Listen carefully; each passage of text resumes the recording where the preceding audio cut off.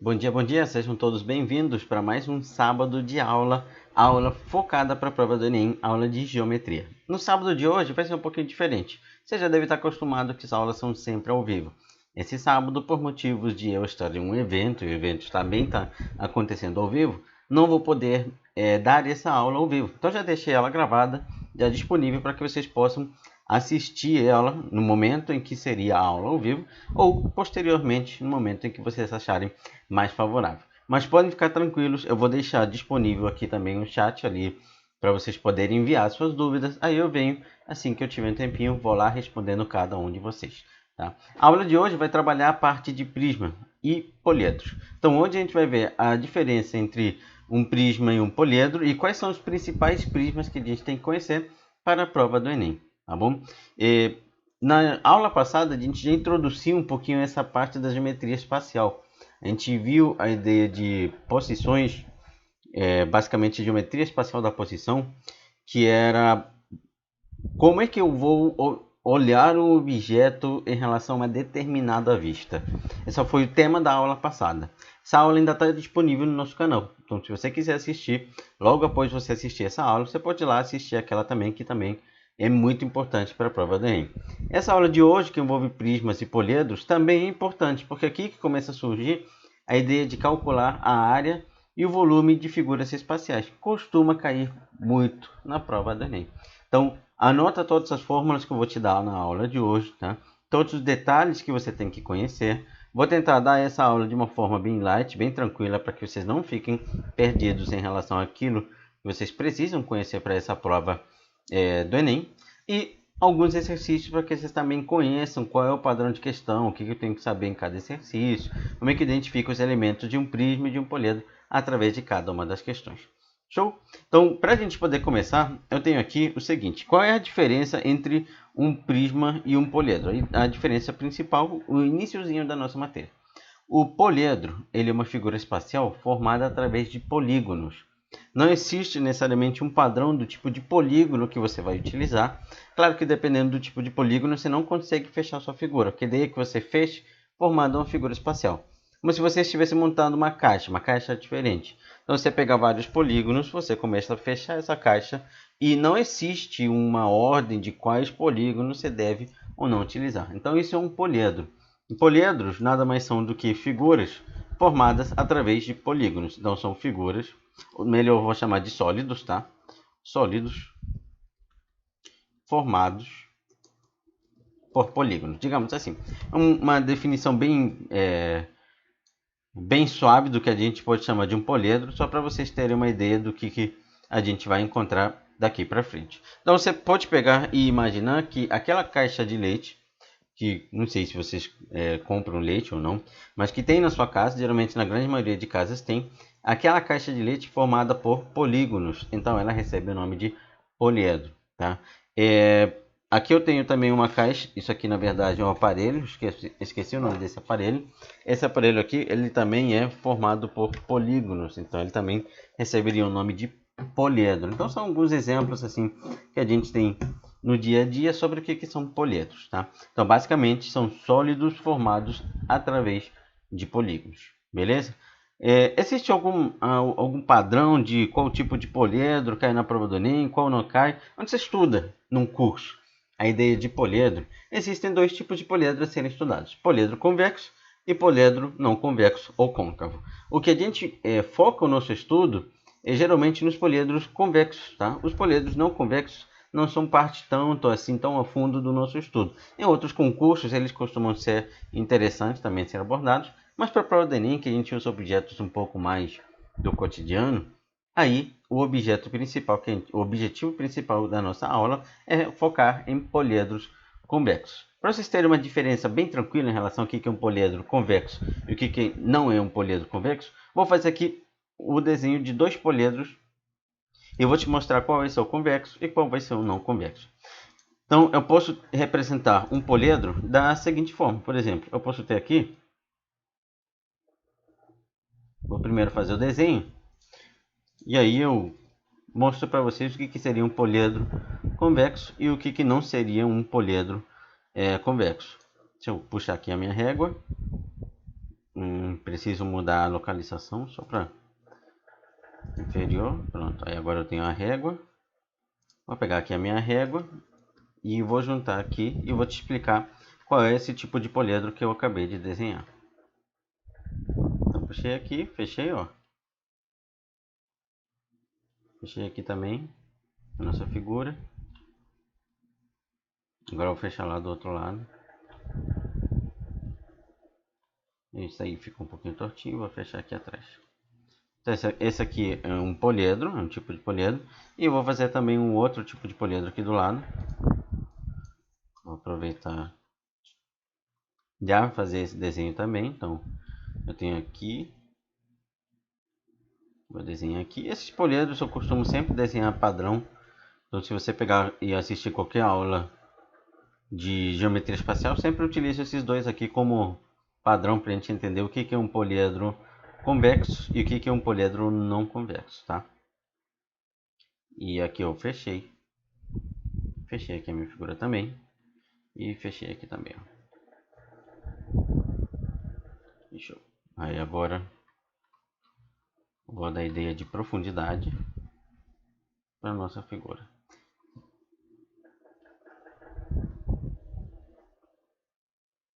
Aqui também.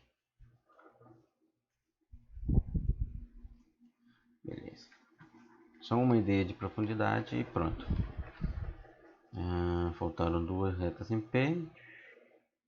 Isso aqui leva tempo, tá, gente? Leva tempo fazer, então peça um pouco de paciência. Vai tentando fazer os dois desenhos também idênticos ali no caderno, tá? Para que vocês tenham eles em mente. Eu sei que a câmera está na frente, mas já vou puxar um pouquinho para o lado, para que vocês possam ver com perfeição as duas figuras, tá? Então, já vou tirar a câmera da frente.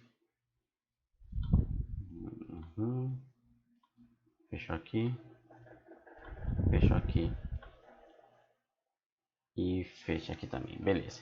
Então essas duas figuras que eu acabei de desenhar são poliedros. Pronto, fechei aqui mais ou menos. Vou puxar aqui um pouquinho para o lado esquerdo, que aí a câmera não vai ficar tão na frente agora. Beleza.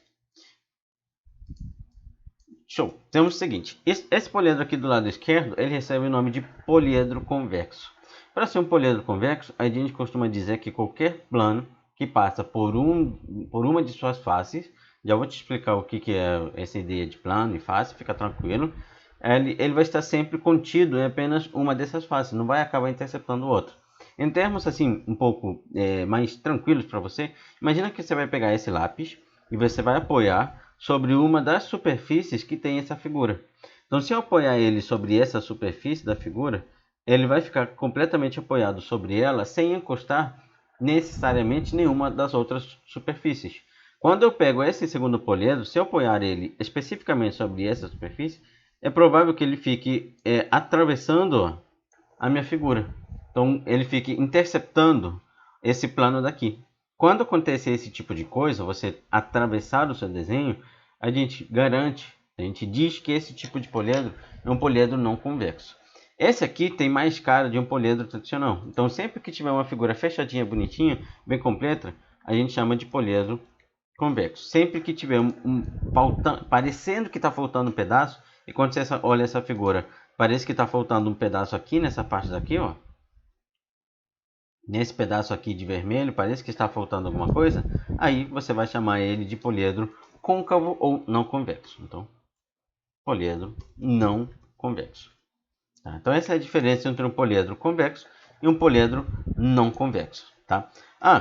Então, basicamente, se eu apoiar um objeto sobre uma de suas faces, esse objeto pode acabar atravessando a sua figura. Aí você consegue diferenciar o que é um poliedro convexo do que é um poliedro não convexo. Então, se eu pegar, por exemplo, novamente, o exemplo dessa caixinha que eu tenho aqui do meu lado. Ó. Essa caixinha aqui, ó, se eu pegar e apoiar o lápis sobre ela, ele fica completamente apoiado, sem atravessar nenhum dos outros lados. Ó. Ele não vai atravessar nenhum dos lados. O que vai me garantir atravessar, eu digo atravessar por dentro, tipo, precisar furar para ele ir lá dentro, tá? Então ele vai me garantir que essa figura é um poliedro convexo. E é o objetivo principal do estudo das nossas aulas. Tá? Para essa aula especificamente, a gente foca mais nos poliedros convexos. Quais são os elementos, então, de um poliedro? Que vocês têm que você tem que ter em mente. Quais são os elementos? Para a prova do Enem, 3 são os principais, tá? Vou fazer novamente aqui um poliedro para a gente poder enunciar esses 3 elementos, tá? E aí eu te mostro quais são eles. Então, quais são os seus elementos? O que eu tenho que conhecer em relação a um poliedro? Então, vamos lá. Vamos representar aqui novamente um outro poliedro. Vou tentar fazer sempre figuras diferentes para que fique claro para vocês qual é a figura. Tipo, abra um pouquinho a mente de vocês, consigam ver se essa figura é ou não um poliedro, se é o que eu preciso estudar ou não. Então, eu fiz aqui uma nova figura, tá? E vou dar um pontilhadinho lá atrás para dar a ideia de profundidade, ó, só. Pronto. Beleza. Então, essa figura que eu fiz aqui, essa figura é um outro poliedro, tá? Porque é formado através de polígonos, tá? Então, aqui em cima tem o que parece ser um paralelogramo, um quadrado. Depende da visão, depende da forma como a gente está olhando o objeto. Lembra que a gente já viu isso na aula passada? A forma como você está olhando esse objeto é muito importante, tá? Então, se você está olhando um pouco para a direita, um pouco para a esquerda, isso tudo vai influenciar. Então, a forma como eu vou olhar esse objeto influencia, tá? Então, esse aqui é formado por polígonos, e esses polígonos, por exemplo, esse polígono que eu tenho aqui deitado na parte de cima, ele vai receber o nome de face. Então, os polígonos vão representar o que a gente chama das faces do poliedro. Face. Ele recebe o nome de face. Tá? Beleza, então o meu poliedro ele vai ter polígonos, e os polígonos vão representar o que a gente chama de face de um poliedro. Tá? Então, até aí tudo bem. Se eu tenho um triângulo, esse triângulo recebe o nome de face. Beleza. Se eu tenho um retângulo, esse retângulo recebe o nome de face também. Ah, show. Se eu tiver qual tipo de polígono que eu posso encontrar aqui? Qualquer tipo de polígono, tá? Qualquer mesmo.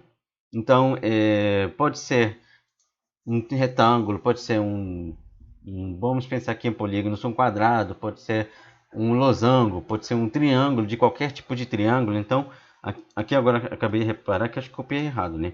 Então, os polígonos que vão formar a minha figura recebem o nome de faces, tá?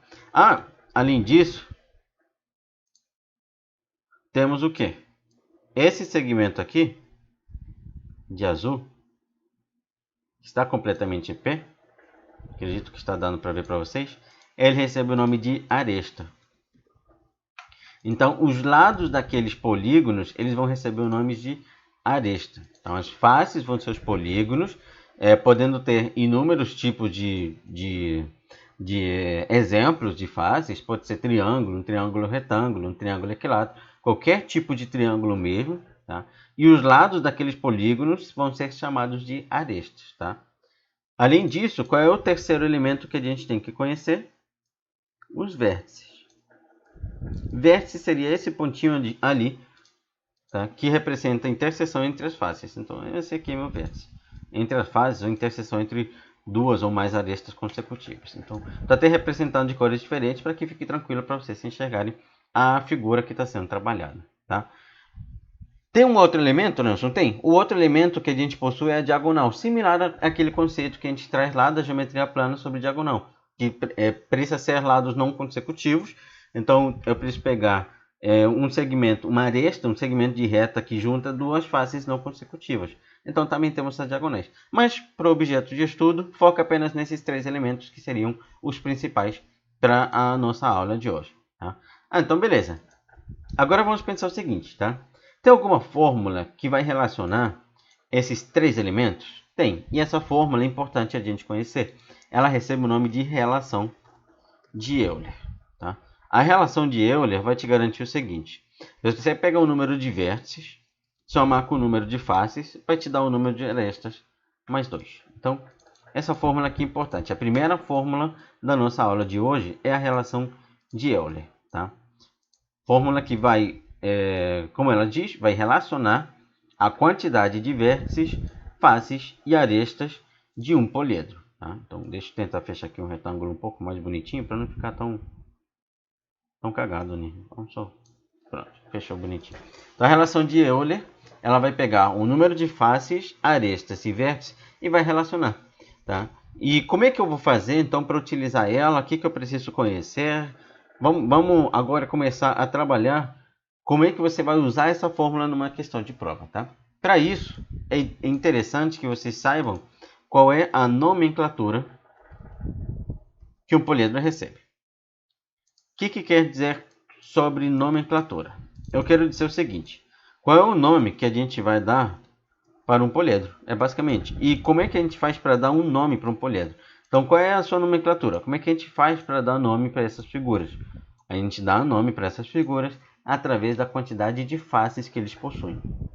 Tá? Por enquanto, eu sei que está sendo um pouco teórico, mas fica tranquilo que já nos exercícios vai ficar mais tranquilo para vocês essa parte que estamos trabalhando nesse iniciozinho dessa aula de hoje. Tá? Então, olha só. Qual é a nomenclatura? Vamos lá. Um poliedro ele pode ter um número de faces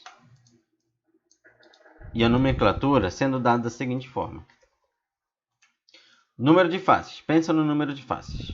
Quantas faces eu posso ter num poliedro? Eu posso ter uma, duas, três, quatro. Quantas faces? Tá? Faces é o número de polígonos que você precisa para fechar sua figura. Tá? No caso, um poliedro convexo, você passa a ter nomenclatura a partir de 4 faces. Tá? 4. 3 não tem.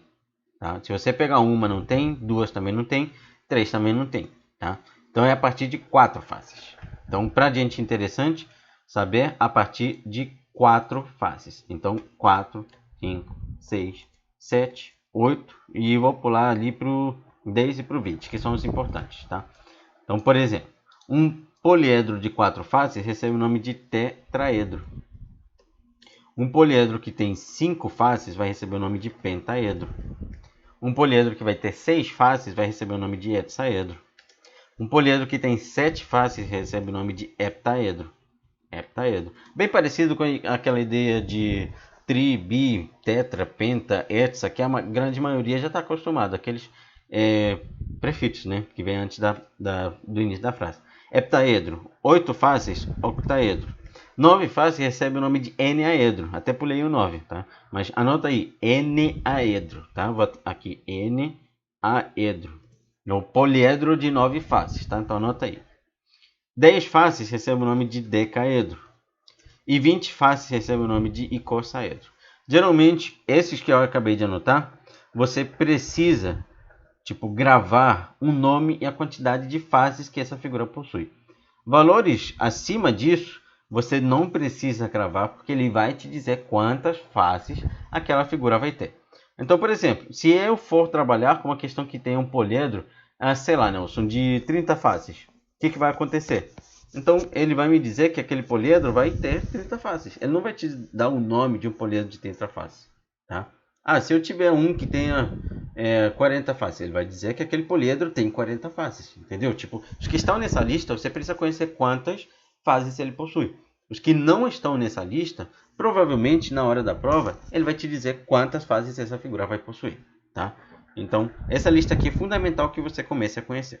Então, vou pegar aqui um exemplo para que fique mais tranquilo essa ideia inicial que a gente está trabalhando. Tá? Então, vamos pegar um exemplo aqui sobre esse tipo de questão. Questão mesmo da prova do Enem. Tá?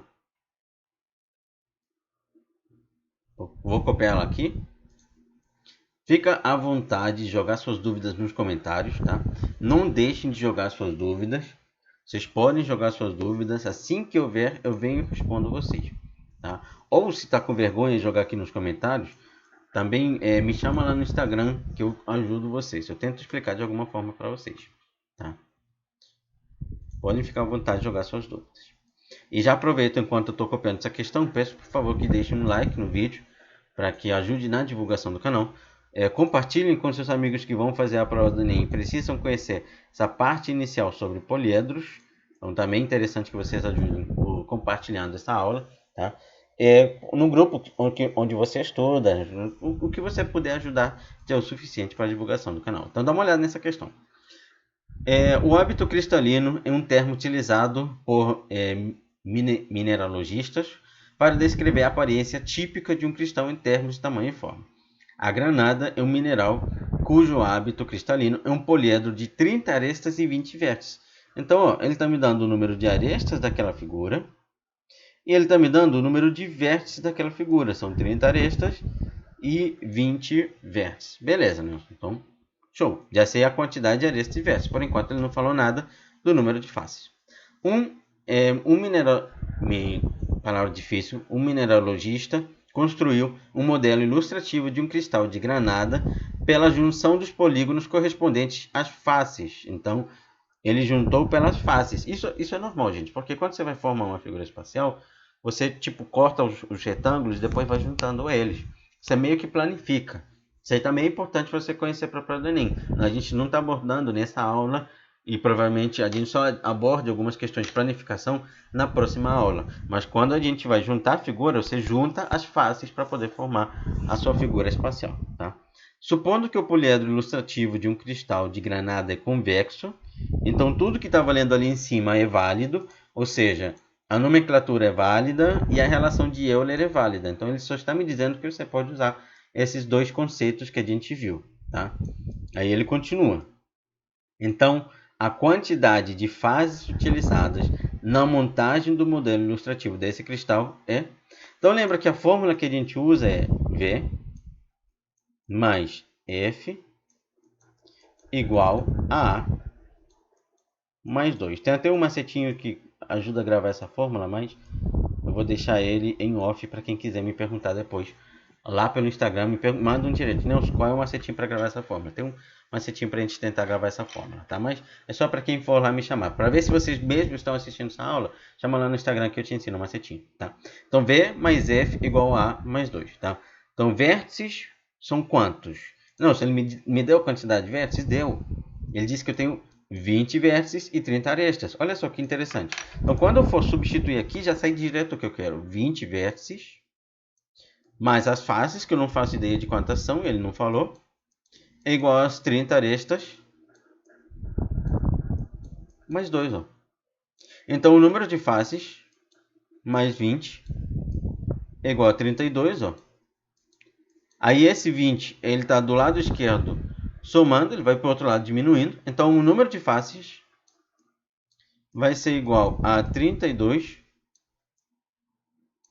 menos 20. E aí eu vou ter que o número de faces vai ser igual a 12. Pronto, 12 faces vai ter essa figura. Qual é o nome de um poliedro de 12 faces? Aqui eu vou marcar a letra B já, que na letra B está o 12. O nome que ele vai receber, a nomenclatura, vou escrever aqui para ajudar vocês, ó, nomenclatura dele vai ser um dodecaedro. Essa é a nomenclatura que um poliedro de 12 faces possui, ó, dodecaedro. Decaedro de 10 e esse do da frente de 2, tá? Dodecaedro. Tá? Então esse é o nome que um poliedro de 12 faces possui. Viu que é tranquilo? Se eu sei o número de vértices, arestas e faces, consigo relacionar de forma a conseguir chegar ao resultado. Tá? Então a relação de Euler serve exatamente para isso. Tem uma variação da relação de Euler que costuma cair em alguns concursos, que é para calcular a quantidade de arestas que a figura possui. Tá? Como é que a gente costuma calcular a quantidade de arestas que a figura possui? A gente calcula em relação ao total de lados que todos os polígonos vão ter. Então, só um parênteses aqui, para quem está estudando aqui algum outro tipo de concurso, vou colocar aqui como calcularíamos as arestas. Como a gente faria para calcular as arestas? Para calcular as arestas, a gente usa a seguinte fórmula. Vai ser o dobro de arestas sempre vai ser igual a 3 vezes o número de faces triangulares, que eu vou chamar de F3, mais 4 vezes o número de faces quadrangulares, mais 5 vezes o número de faces pentagonais, mais assim sucessivamente. Vou explicar essa fórmula de forma bem simples para vocês, para que não fique tão confuso. É tranquila essa fórmula, é bem tranquila mesmo. Aqui eu escrevi, tipo, a princípio a pessoa já surta. Já acha que isso aqui está muito difícil. Não, vamos com calma que vocês vão ver que não é tão complicado assim. Tá? Então, olha só. O que eu estou fazendo aqui? Eu vou calcular quantos lados, tá? eu vou ter no total? Lados eu digo de arestas. Como? Vamos supor que você tem um poliedro que ele é formado, tá, por 4 triângulos. Vou fazer aqui. Então você tem um poliedro formado por 4 triângulos. Ao mesmo tempo, esse poliedro, vamos supor, eu estou chutando aqui valores, é provável que não dê 100% certo, porque estou só chutando, tá? Esse poliedro ele é formado por 5 quadrados. Ele, ao mesmo tempo, vai ser formado por 3 pentágonos. Estou variando aqui para que fique bem tranquilo de entender essa fórmula, tá? Aqui eu fiz um hexágono. Ele é formado por 3 pentágonos, tá? Pentágono tem 5 lados. E ele vai ser formado por 2 hexágonos. Eu montei um monte de figuras aqui para que fique bem tranquila essa ideia de arestas. Beleza. Como é que eu faria para calcular a quantidade de arestas, Nelson? Você vai calcular a quantidade de lados que todas essas figuras possuem. Como assim? Quantos lados tem um triângulo? 3. Um triângulo ele possui 3 lados. Concorda? Beleza. Quantos lados eu vou ter no total quando eu tiver 4 triângulos? Olha, se cada triângulo tem 3 lados, ou seja, cada triângulo tem tipo 3 arestas, concorda? Então, seria o quê? Aqui eu diria que seria 4 vezes 3. Que são 4 triângulos, cada um com 3 lados, eu teria um número total sendo 12 arestas. 4 vezes 3 dá 12. Então, vamos supor, o primeiro triângulo tem 3, o segundo tem 3 também, o terceiro tem 3, o próximo tem 3, e o próximo tem 3, e assim sucessivamente. Cada um deles possui 3. Então, 4 vezes 3, 12. 12 arestas seria o total se eu pegasse apenas os triângulos. Tá? Beleza? Vamos fazer o mesmo para as outras figuras. Quantos lados tem um quadrado? 4. Então, é como se ele tivesse 4 arestas. Então, o que eu vou fazer? Vai ser 5 vezes 4. 5 por quê? Porque eu tenho 5 quadrados. Cada um deles com 4 lados. Quantos lados eu vou ter? 5 vezes 4, 20. Então, até o momento eu tenho, tipo, 12 arestas para os triângulos, 12 arestas para os quadrados, tá? Quantos vai ter o pentágono? O pentágono, ele possui 5 lados. Então, como se ele tivesse 5 arestas. Então, aqui vai ser 3 vezes 5, que vai me dar 15. Tá? Aqui eu tenho o quê? 2 vezes 6, porque eu tenho um hexágono. O hexágono tem 6 lados. Então é como se ele tivesse 6 arestas. Então 2 vezes 6, que vai me dar 12. Somando todos esses valores, qual é a quantidade total de arestas que eu teria pegando por separado? O total que eu iria ter aqui, somando todos esses resultados, as 12 dos triângulos, os 20 dos quadrados, as 15 arestas dos pentágonos e as 12 arestas dos hexágonos, qual seria esse total? Seria aqui 32, concorda? 32 mais 12 vai me dar 44, 44 mais 15 vai me dar 59. Então é como se eu tivesse 59 arestas. Só que aqui que entra o detalhe fundamental. Quando você faz dessa forma, você sempre vai encontrar o dobro. Por isso que eu coloquei aqui 2A. O dobro das arestas é igual a 3 vezes a quantidade de triângulos que você possui, mais 4 vezes a quantidade de quadriláteros, mais 5 vezes a quantidade de pentágonos, mais 6 vezes a quantidade... Isso aqui é assim sucessivamente em relação à quantidade de figuras. Então, o que eu encontrei foi o dobro de arestas. Você pode ver que aqui deu errado porque vai me dar quebrado a quantidade de arestas. Não pode dar quebrado. O número de faces é um número inteiro, o número de arestas também é um número inteiro. Aqui foi porque eu chutei valores mesmo, eu só queria te mostrar como é que você faria para entender essa fórmula daí. Tá? Então você calcula tipo, a quantidade de lados que cada figura possui, e aí você soma todos os lados, aí vai te dar 59. E aí você sempre vai encontrar o dobro. Tá? E se ele me perguntasse quantas faces essa figura possui? As faces são os polígonos que formam ela. Então, se eu quiser essa quantidade de faces, você tem 4 triângulos, mas, além disso, você vai ter 5 quadrados, já vão 9, ainda vai ter mais 3 mais 3 pentágonos, né? Aí já vai 12, mais 2 aqui, 2 hexágonos. Então já vai para 14. Então eu também posso simplesmente sair somando quantos polígonos formam essa figura. Tá? Então só um detalhe em relação às faces. Tá? Então esse é o jeito que a gente usa para calcular as arestas. Ele não é tão comum na prova do Enem, tá? Mas é interessante que a gente conheça também esse jeito. Tá? Essa forma de calcular a quantidade de arestas. Tá?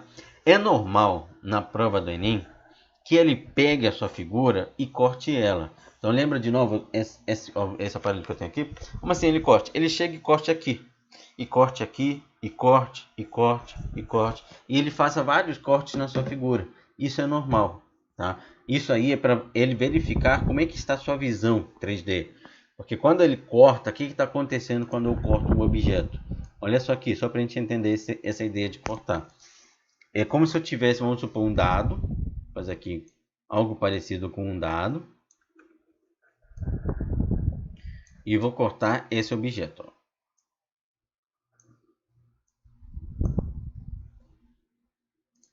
Vamos cortar esse objeto. Pronto, esse aqui é como se fosse um dado, tá? Então ele vem e fala, vou fazer o seguinte, galera, vou cortar esse dado aqui, ó. Venho e corto ele aqui, ó. Cortei. Quando você corta um objeto, cuidado com o corte, porque você corta um pedaço daqui, ó, daqui de cima, desse retângulo aqui em cima. Você corta um pedaço dele, você corta um pedaço do retângulo que está aqui do lado direito, tá? E você corta um pedaço daquele retângulo, daquele quadrado que estava lá atrás, ó. Então, cuidado que nesse tipo de questão você corta mesmo a sua figura. Esse aqui exige um pouco de, digamos, mais raciocínio para você. Ele exige um pouquinho mais de visão. Porque quando você faz esse corte, é como se eu pegasse um único vértice, ó, e nessa figura que eu estou te mostrando, formasse 3 novos, ó, 3 novos.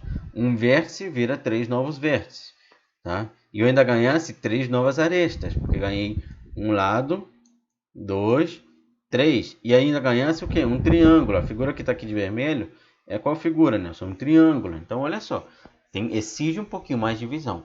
Então, se prepara para esse tipo de questão, porque quando tem questões que ele faz corte, você tem que imaginar como é que é feito o corte, tá? E o que vai sobrar, o que vai ter ali naquele pedacinho. Tá? Então, tem questões que ele pega a sua figura e simplesmente corta. Tá? Você vai ver isso na folhinha que eu vou enviar e disponibilizar no material do Telegram para vocês. Mas o básico é isso. Ele cortou a sua figura, então o que vai acontecer? Nosso? Um vértice ele vai ser dividido, ele vai tipo jogar esse fora vértice e vai formar 3 novos. E se eu formo 3 novos vértices, então eu formo 3 novas arestas. Então pensa sempre dessa forma para você poder ter uma visão em relação ao que está acontecendo nesse exercício. Show? Beleza, então isso é o principal que a gente tem sobre poliedros, tá, gente? Quando a gente trabalha poliedros, o principal que a gente precisa conhecer é exatamente isso. Que é o quê? O que eu preciso conhecer sobre poliedros, né? Eu preciso conhecer, primeiro, como é que eu vou fazer para calcular a quantidade de vértices, faces e arestas, que eu mostrei ali pela relação de Euler, e como é que eu vou dar nome para essa figura, qual vai ser a nomenclatura, tá? Essa ideia de calcular vértices, faces e arestas, agora me lembro um detalhe, dando aula para um dos meus alunos, tem questões que ele te dá o desenho, você pode simplesmente sair contando os pontinhos que representam os vértices, contando as arestas que representam os lados, contando os polígonos que formam na sua figura. Pode contar, tá, gente? Se ele te der a figura, melhor ainda, que vocês não precisam utilizar essa fórmula. Mas caso ele não te dê nenhuma informação, assim como na questão que eu trabalhei, já sabe, vou ter que trabalhar com a fórmula, beleza? Então, o que a gente tem sobre prisma nesse início dessa aula é exatamente isso. Então, show. Continuando, agora a gente vai trabalhar a ideia de prisma. Tá? Sobre prisma, é o seguinte. O prisma ele é um objeto formado por 2 polígonos idênticos. Tá? Então, vou te dar a ideia de prisma e eu vou falar para você quais são os 2 principais prismas que você tem que conhecer. Então, prismas. Ele é formado por 2 polígonos idênticos e paralelos. Calma, só um momentinho que aqui vai dar uma travadinha. Voltou. Então, é como se eu tivesse, por exemplo, aqui uma figura. E lá embaixo eu tivesse uma figura idêntica a ela. Ó, idêntica. E aí eu tenho aqui os lados que juntam esses dois polígonos idênticos. Então, em cima você já pode ter reparado, tem um triângulo, embaixo tem um triângulo idêntico ao triângulo de cima, e eu junto os vértices desse triângulo. Essa figura que eu acabei de desenhar é um prisma. Esse prisma ele vai receber o nome de prisma de base triangular. Prisma é muito tranquilo você reconhecer a base, porque no nome ele aparece, tá? Então a gente não usa tanto a ideia que vimos agora de nomenclatura de poliedros, tá? O prisma é um poliedro, só que ele é uma classe especial, tá? Então o nome que a gente vai dar para o prisma é bem tranquilo, ele vai te dizer no enunciado: prisma de base triangular, prisma de base pentagonal, prisma de base hexagonal, prisma de base quadrangular. Então no nome já aparece qual é o tipo de polígono que a gente vai ter nas bases. E o que é isso de base? A base vai ser tipo o apoio da nossa figura. É tipo o apoio, não é necessariamente o apoio. E eu já vou te explicar por que não é. Olha para cá, eu tenho uma base em cima, que é esse triângulo, tá vendo ele? E eu tenho uma outra base lá embaixo, ó, que é o mesmo triângulo. Mesmo não, que é o triângulo idêntico a ele. Esses dois triângulos, eles recebem o nome de bases. Base superior e base inferior da nossa figura, tá? Mas ele recebe o nome de base do poliedro. Tá? Então ele recebe aqui o nome de base. O contorno dessa figura, ele recebe o nome de superfície lateral, tá? Esse contorno. Então isso aqui, por exemplo, essa aresta que está no contorno de azul, qual seria o nome dela, Nelson? Aresta lateral, porque ela está no contorno. Essa aresta que eu vou fazer de amarelo aqui na parte de cima, qual seria o nome dela, Nelson? Aresta da base, porque faz parte da base. Então, pelo nome, ele já te ajuda a fazer diferença, te ajuda a diferenciar a sua figura, tá? Para você saber se estou trabalhando com um prisma de base triangular e qual vai ser a aresta da base, o lado daquela base, tá? Então, no geral, é bem tranquilo você trabalhar com prisma, porque ele vai ser sempre formado por duas figuras idênticas, em cima e embaixo, dois polígonos idênticos, tá? Então, a questão que eu quero trabalhar em relação a essa ideia de prisma, para vocês verem que é muito comum confundir o prisma com uma pirâmide. Então, vou copiar primeiro essa questão aqui, para a gente trabalhar antes de ver qualquer tipo de fórmula sobre prisma, tá? Então vou pegar aqui. Inclusive, para quem quiser, gente, no meu grupo do Telegram tem um resumo sobre essa parte de geometria espacial. Esse resumo está bem mais completo do que aquilo que a gente vai abordar na aula de hoje. Então, se você quiser, assim que acabar a aula, você pode ir lá no grupo do Telegram. Você vai lá na parte onde estão todos os PDFs, porque fica tudo salvo lá. Você não perde nenhum PDF, tá? E você vai apenas, verificar a parte de poliedro. O resumo que eu enviei na aula de poliedro está lá, ainda disponível para vocês poderem baixar. Tá? Falo ainda porque a qualquer momento eu posso dar lock e decidir tirar os resumos para poder montar novos. Então, aproveita aquele ali enquanto está lá, enquanto não tem uma nova aula de prisma. Tá? Então, estou terminando de copiar aqui a questão. E foi. Agora foi. Só falta aqui a pergunta. E show. Vamos lá, vamos dar uma olhada nessa questão aqui que eu coloquei, que é apenas sobre você saber identificar qual é a figura que está sendo trabalhada aqui. E ele diz assim, ó: uma rede hoteleira dispõe de cabanas simples na ilha de Gotland, na Suécia, conforme a figura 1. Está aqui a minha figura 1. Tá? A estrutura de sustentação de cada uma dessas cabanas está representada na figura 2. Então, está aqui representada a minha figura 2. A ideia é permitir ao hóspede uma estada livre de tecnologia, mas conectada com a natureza. Legal, interessante a proposta. E aqui está a minha figura. Tá? Aí ele me pergunta: a figura geométrica cujas arestas estão representadas na figura 2 é tetraedro, pirâmide, tronco de pirâmide, prisma quadrangular ou prisma triangular. Vamos lá. Essa figura aqui é um tetraedro? O que é um tetraedro? Volta para o iníciozinho da aula e lembra que um tetraedro é um poliedro formado por 4 faces. Então ele tem que ter apenas 4 faces. Ou seja, quantas faces vai ter esse poliedro daqui? Ele tem um triângulo aqui na frente. Dá uma olhada nesse triângulo. Ele tem também um triângulo idêntico lá na parte de trás, ó, idêntico a ele. Ele tem dois triângulos, já são duas faces. Ele tem um retângulo aqui do lado esquerdo. Ó, tá vendo? Já foi para a terceira face. Ele tem um triângulo, um retângulo lá embaixo, ó. Vai acompanhando o mouse que fica mais tranquilo de você ver o que eu estou dizendo.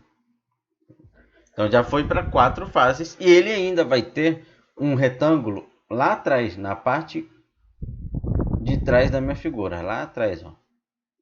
Acompanhou? Acompanha o mouse que fica mais tranquilo para vocês, ó. Lá atrás. Então 5 faces. Tetraedro não é. Ele recebe o nome de pentaedro. Então a primeira alternativa não funciona, porque ele tem 5 faces. Ele é formado por 5 figuras. Um triângulo atrás, um triângulo na frente, 3 retângulos ao redor. Tá? Então, tetraedro não é. Ele vai ser uma pirâmide retangular ou um tronco de pirâmide. Quando a gente assistir a aula de pirâmide, vocês vão ver que para formar uma pirâmide eu tenho que ter um polígono e um vértice bem em cima dele. Quando você olha aqui, você tem um polígono na base, um polígono da base, e você não tem apenas um vértice acima dele. Você tem um e 2 vértices acima dele. A minha pirâmide, ela vai ter apenas um vértice, uma ponta. Ela é pontuda apenas em um único lugar. Ó. Isso aqui é tipo uma pirâmide. Igual aquelas pirâmides do Egito. Isso é uma pirâmide. Então ela só tem um único vértice na parte de cima. Um só. Ela não pode ter 2. Então pirâmide não vai ser. Se não é pirâmide, agora a gente vai avaliar se é um tronco de pirâmide. Não, se isso daí é um tronco de pirâmide, o que é um tronco de pirâmide? Um tronco de pirâmide é uma pirâmide que foi cortada. Para você identificar que é um tronco de pirâmide, você vai ter 2 polígonos opostos de diferentes tamanhos. Então é como se eu chegasse aqui nessa pirâmide e cortasse ela aqui, ó. Cortasse ela nesse pedaço. Repara bem que quando eu corto ela desse jeito, tá? O que vai acontecer? A figura que eu vou ter embaixo, tá? Aqui do lado, são tipo trapézios. Ó. Aqui é um trapézio de preto, segue o mouse. Isso aqui é tipo um outro trapézio, tá vendo? Então são tipo trapézios. Tá? E aí essa figura que eu acabei de formar é o que a gente chama de tronco de pirâmide. Mas o principal é que você vai ver é que essa base aqui de apoio, tá? Essa parte aqui de baixo, é maior do que essa parte que eu tenho aqui de cima. Ó. É bem maior. Então, no caso, para ser um tronco de pirâmide, eu preciso de 2 polígonos opostos e de diferentes tamanhos. O que não acontece aqui, porque você tem, por exemplo, olhando os polígonos opostos, seria esse triângulo. Ele está oposto ao outro triângulo lá atrás e eles possuem o mesmo tamanho. Então, esse triângulo e aquele triângulo lá atrás, eles possuem o mesmo tamanho. Para ser tronco, eles teriam que ter tamanhos diferentes, tá? Necessariamente tamanhos diferentes. Então, o tronco também não é. Agora a pergunta é um prisma quadrangular ou é um prisma triangular? Se tem um triângulo, é um prisma triangular. Então, letra E. Direto. Sem medo. Ah, não, mas ele tem aqui um quadrado. Não, se tem um triângulo, é um prisma triangular. Se tem um pentágono, é um prisma pentagonal. Se tem um hexágono, é um prisma hexagonal. Se tiver um octógono, é um prisma octagonal. A figura diferente que ele vai ter ali é o que vai dar um nome para ele. Se não tem nenhuma dessas figuras e só tem retângulo, é um prisma quadrangular. Tá? Mas quando surge um triângulo, no mínimo um triângulo aqui, sempre vai surgir 2, porque são opostos. Tá?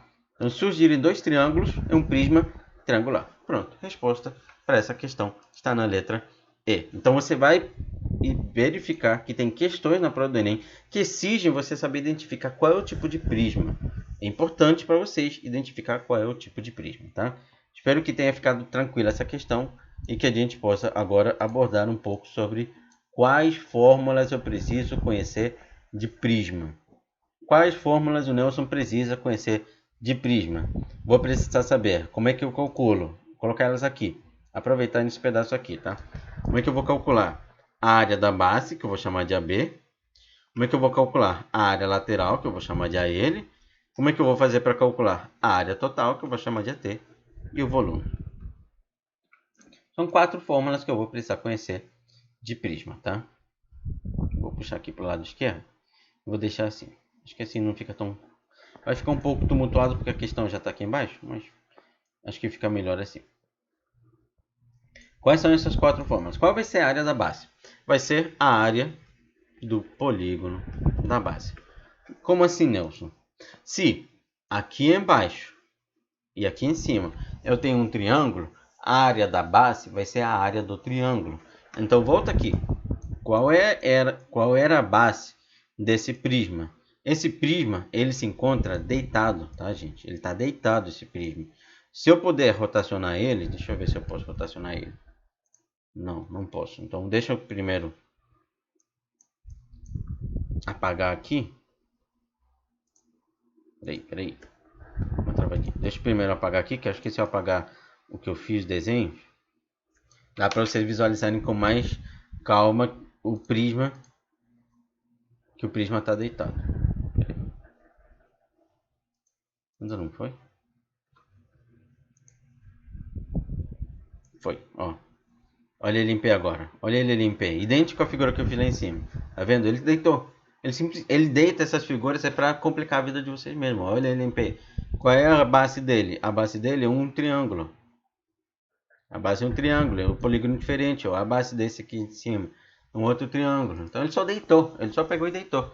Deitou a minha figura. Pegou e deitou. A maioria das pessoas já começa a surtar. Tenta manter a calma e verificar que ele apenas deitou a sua figura. Tá? Agora que ela está em pé, eu já sei que a base dele é um triângulo. Então, qual é a área da base? É a área daquele triângulo. Ah, Nilson, como é que eu faço para calcular a área de um triângulo? Volta lá na nossa aula de geometria plana sobre a área de figuras, que está lá as fórmulas que a gente usa para a área de um triângulo. Essa parte de geometria plana é muito importante, por isso que eu dei área dentro de geometria plana, para que aqui não fique tão confuso, que aqui vocês precisam calcular a área, então vocês têm que conhecer as fórmulas de área lá da geometria plana. Qual é a área lateral? A área lateral já é mais tranquila, porque perímetro da base vezes a altura. O que é a altura, Nelson? A altura ela é a distância que separa esses dois polígonos da base. Vou representar pela letra H aqui. Ó. E geralmente é uma informação dada no seu enunciado. Então ele diz, um prisma possui altura 3. Então a altura vale 3. Então você vai calcular o perímetro da base, que é o perímetro desse triângulo, e multiplicar pela altura. Tá?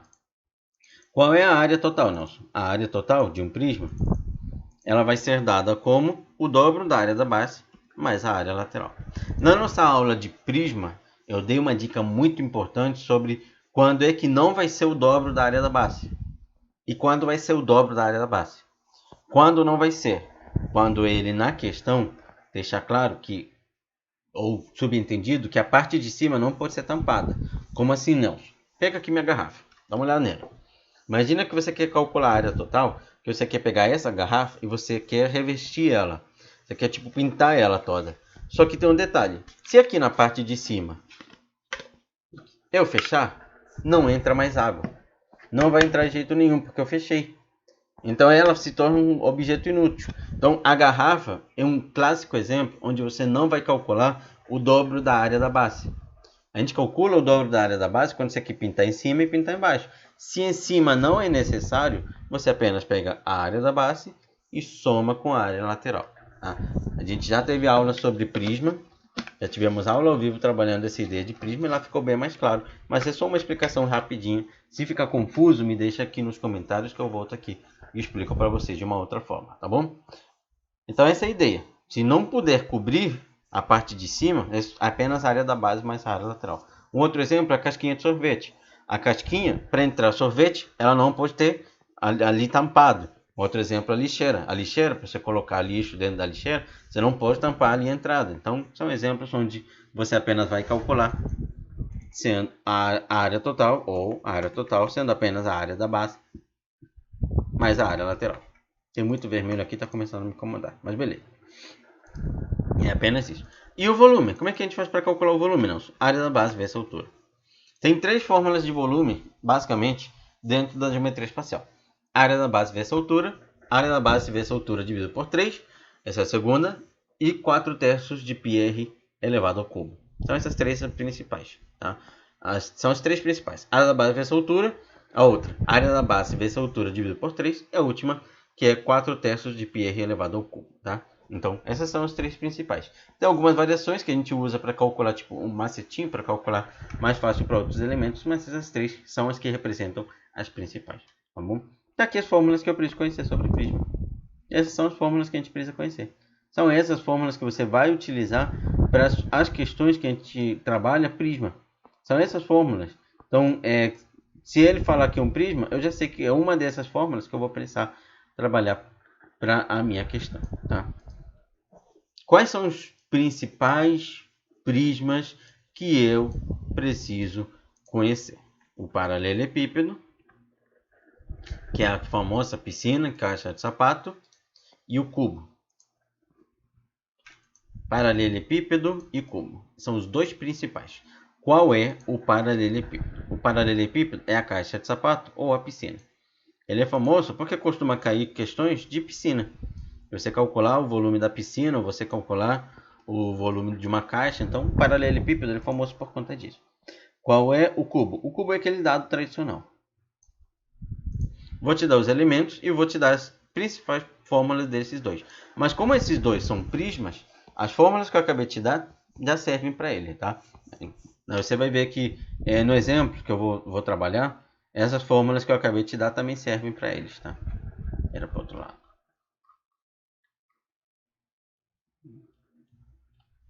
Vou fechar aqui a minha figura, deixar bem bonitinho para e fechar aqui também. Vou fechar aqui.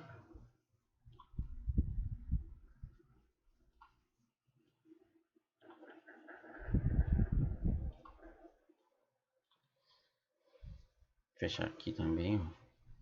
Fica um pouquinho torto. Aqui. E aqui. Beleza. Então ali estão o nosso paralelepípedo e o cubo. Tá? O principal sobre o paralelepípedo e o cubo é que o paralelepípedo ele vai ser um prisma de base retangular ou de base quadrangular. Então a base dele é um retângulo. Tá? E o principal sobre o cubo é que ele vai ser um poliedro que a gente chama como regular, que possui todas as suas arestas com a mesma medida. E ele, além de ter todas as arestas com a mesma medida, ele também possui o que a gente diz que todas as suas faces são o mesmo polígono. Tá? Então, são as duas características que a gente tem em relação ao paralelepípedo. Mas o principal é que o paralelepípedo é formado por retângulos e o cubo é formado por quadrados. Aqui não dá para ver por conta da visão, muito do que a gente viu da aula passada. A forma que você enxerga o objeto, nesse momento, não te permite ver que todos os lados dele são quadrados. Tá? É apenas por isso que não está dando para ver que todos são quadrados. Tá bom? Então, beleza, Nelson. O que eu vou fazer para trabalhar uma questão dessas na hora da prova? O que eu preciso saber? Primeiro que eu preciso saber, novamente, é a área da base. Vou colocar aqui. A área lateral, a área total e o volume. São as três principais. Então, vou pegar aqui e vou colar aqui. Deixa eu puxar aqui para o lado esquerdo, para não ficar na frente. E show. Qual vai ser a área da base de um paralelepípedo? Dissemos o seguinte, o paralelepípedo ele vai ter dimensões dadas como o comprimento, sendo A. O comprimento a gente usa a letra A para representar ele, então está aqui, comprimento. A largura representado pela letra B e a altura representado pela letra C. Tá?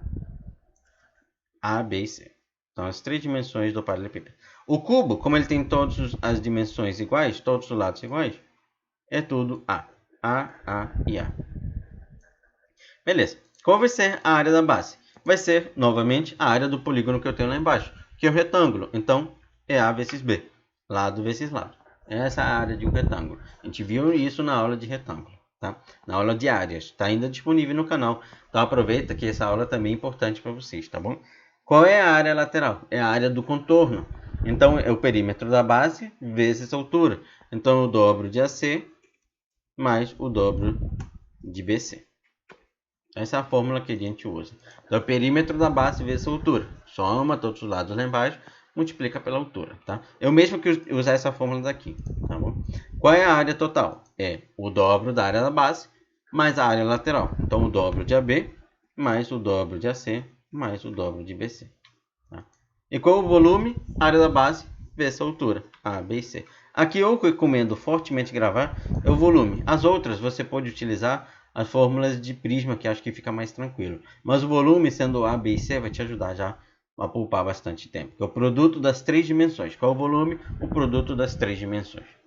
E um cubo, Nelson? Um cubo, sim, seria interessante de gravar, porque facilita imensamente a sua vida. Qual é a área da base? é a medida da aresta elevada ao quadrado.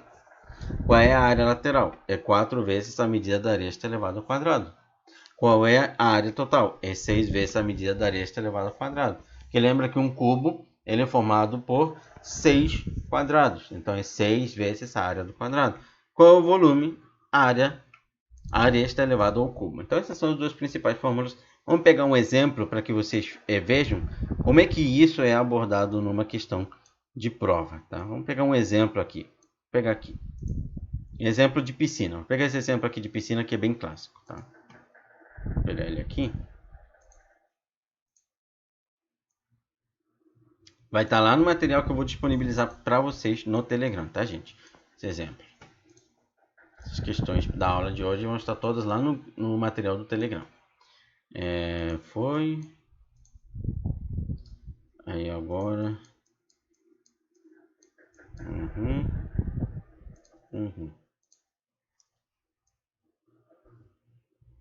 E foi. Uma questãozinha sobre piscina. A maioria não precisam de. Você vai ver as questões não precisam de muito raciocínio, muita coisa aqui, muita coisa ali. Não, são questões bem diretas, tá? Beleza, disse assim, ó. Mas deixa eu ver se não ficou muito pequena. Não, ficou boa, ficou de bom tamanho. Ó, para a Olimpíada de 2012, a piscina principal do Centro Aquático de Londres, medindo 50 metros de comprimento, foi remodelada para ajudar os atletas a melhorar as suas marcas. Olha o primeiro detalhe aqui já, 50 metros de comprimento. Ele já me deu o comprimento da piscina. Já é o primeiro. A largura das raias. Cada uma das 10 raias mede 2,5 metros, conforme o padrão oficial. Então, se eu tenho 10 raias, para eu saber a largura total de todas as raias, seria 10 vezes 2,5, que eu vou saber o total de largura que eu teria naquela piscina. Tá? Então, daqui eu já posso saber a largura total. A largura vai ser 10 vezes 2,5, que vai me dar um total de largura sendo 25 metros, tá? 25 metros, beleza, tá? Que são 10 raias, cada uma delas medindo 2,5. Aí vai me dar 10 vezes 2,5, que dá 25 metros.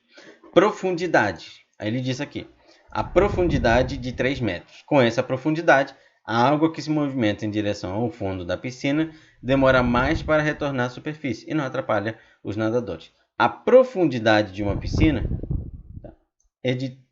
dessa piscina é de 3 metros. E a profundidade vai ser o que no nosso desenho? Vamos fazer o desenho dessa piscina? Vamos fazer o desenho dessa piscina. Vamos fazer esse desenho. Essa aqui vai ser a piscina. Vamos fazer direitinho o desenho dessa piscina. Para vocês identificarem comigo qual é a profundidade dessa piscina. Tem que dar uma inclinada maior. E foi. Fecha aqui. Fecha aqui também. Fecha aqui. E fecha aqui. Então isso aqui é o que? Um paralelepípedo, que a piscina é um paralelepípedo. Já gravamos isso. E aí qual é o comprimento dessa piscina? O comprimento da piscina é 50 metros. Ó. Qual é a largura dessa piscina? A gente descobriu agora há pouco que é 25 metros. Qual é a dimensão que está faltando? A altura. Então aqui não chamamos de altura, aqui chama de profundidade. Porque a altura é quando vai tipo do chão para cima. Profundidade é quando você pega do chão e começa a afundar. Então você afunda 3 metros. A profundidade dessa piscina é de 3 metros. E aí o que a gente gravou sobre o volume? Se eu quiser o volume, é o produto das 3 dimensões. Então aqui a capacidade é o volume total. O volume que a gente tem aqui disponível. Isso se eu enchesse até a borda, até o limite do limite antes de transbordar. Então isso é que a gente chama de capacidade. Então é o volume, que é o produto das 3 dimensões, que é 50 vezes 25 vezes 3. Isso que a gente vai chamar de volume. Aí vai me dar 50 vezes 25 vezes 3, vai me dar quanto? Aqui vai me dar, vou fazer por parte. Volume sendo igual a 50 vezes 25, vai me dar 1.250 vezes 3. Então o volume vai ser igual a 3.750 3.050 metros cúbicos. 3.750 metros cúbicos, a resposta estaria na letra A.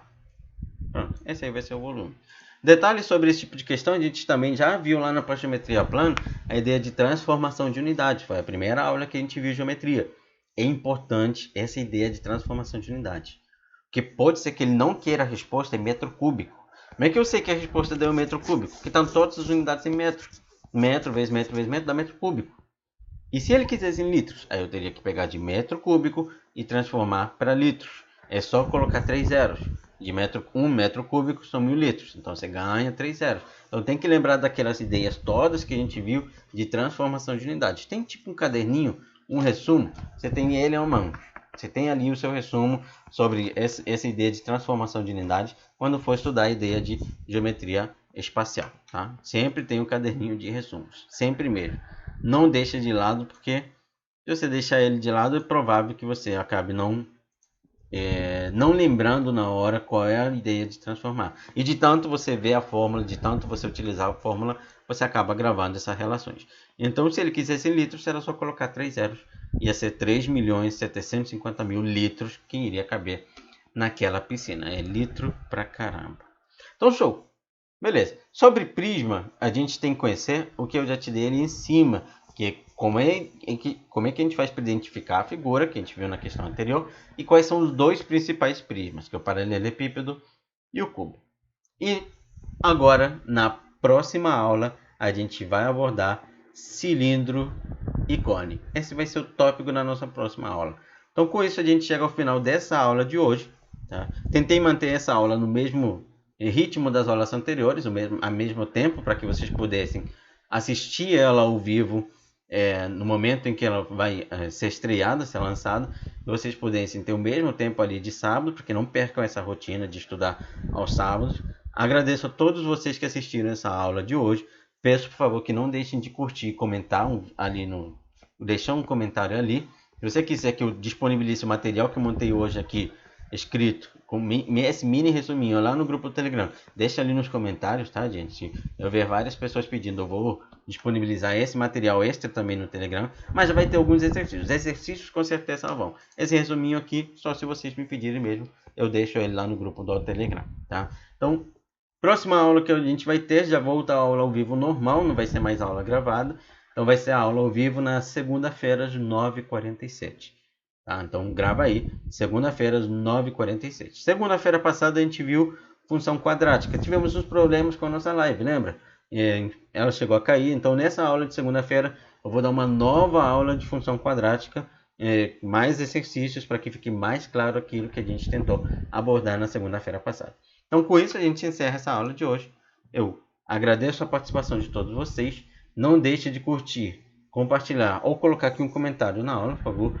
Sobre os próximos assuntos também, coloque se quiser, sobre o que você achou de mais interessante da aula de hoje, o que faltou, o que você quer ver nas próximas aulas. Vai ajudar muito também na produção do conteúdo que eu estou trazendo para vocês, tá bom? Então, desejo a todos vocês um ótimo final de semana. Nos vemos na próxima segunda-feira, às 9h47. Valeu, galera. Tchau, tchau. Um forte abraço.